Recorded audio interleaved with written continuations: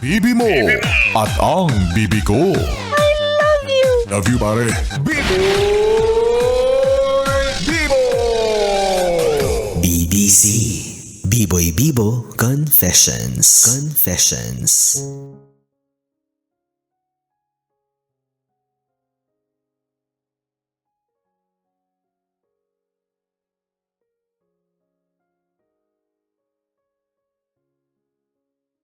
Bibi, ito na ang sulat na dapat ay mapakinggan mo. Kasi malay mo, para sa'yo pala to.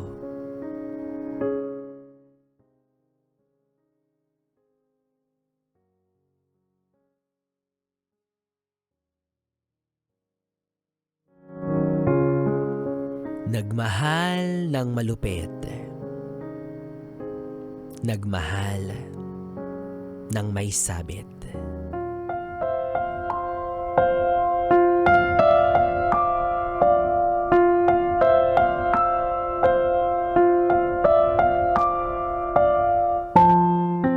Para kay Tito John.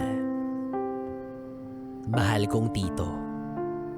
O dapat ko bang sabihing lalaking naging dahilan kung bakit ako lubusang nasaktan?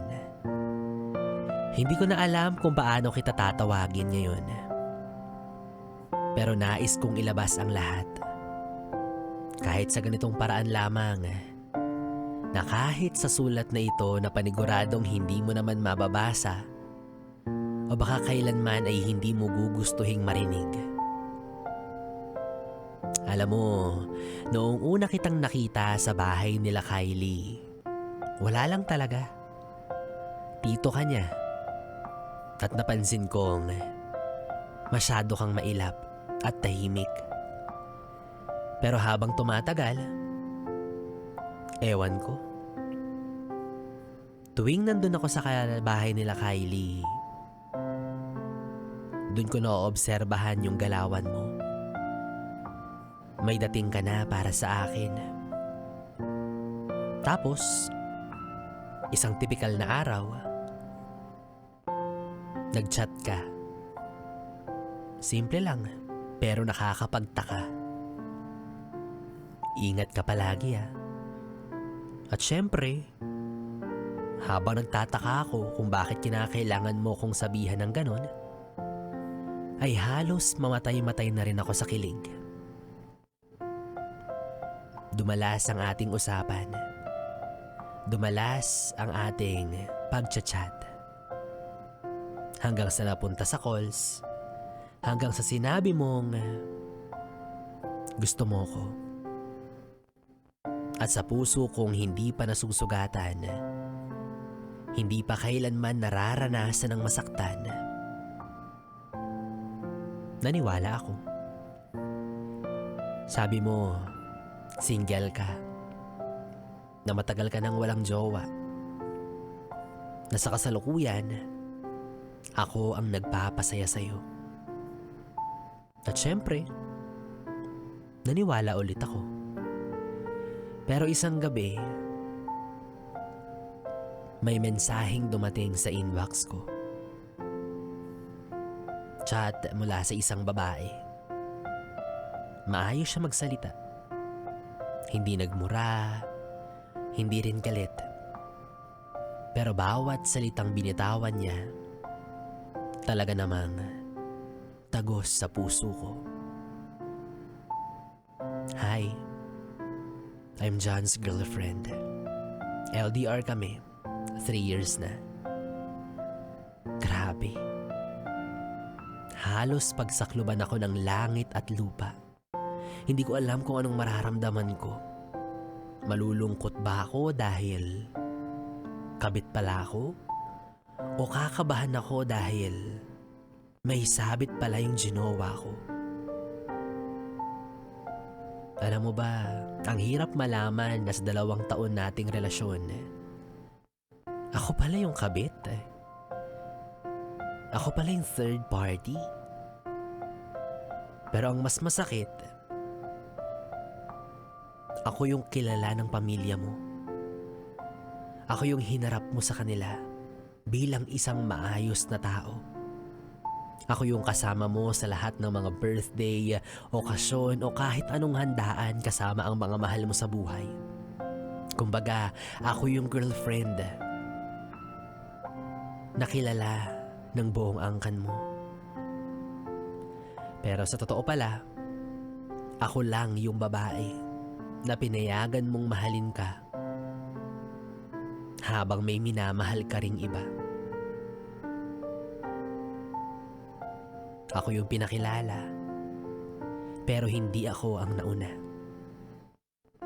2 taon, Tito.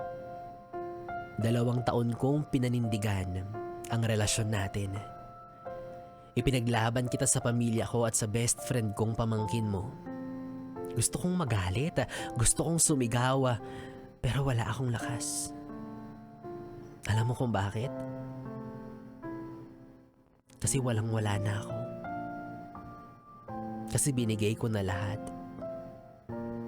Lahat ng tiwala, lahat ng effort, lahat ng pagmamahal na kaya kong ibigay. At ang naging kapalit,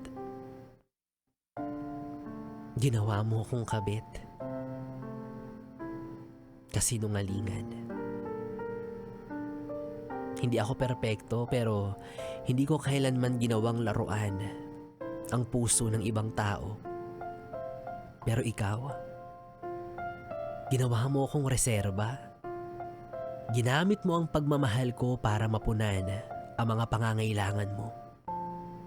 At hinayaan mong mabuhay ako sa mundo ng kasinungalingan na ikaw mismo ang bumuo.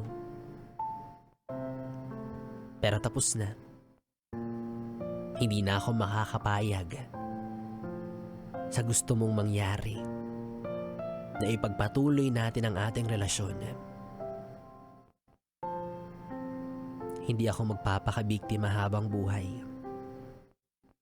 Hindi mo na kailangang sumagot sa liham na ito. Hindi mo rin kailangang humingi ng tawad. Hindi mo na ako kailangang habulin. Dahil ngayon, ako na mismo ang pipili sa sarili ko. Alam ko ang dapat kong gawin. Alam ko ang tama.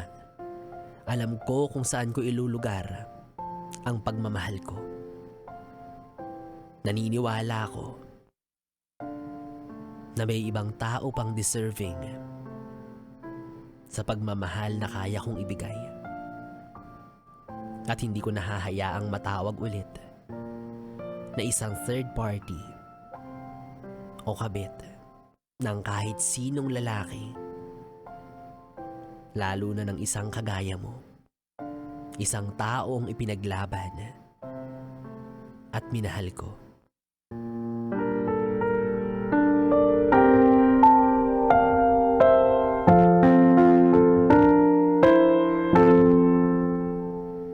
Yes, it's me, Gelay.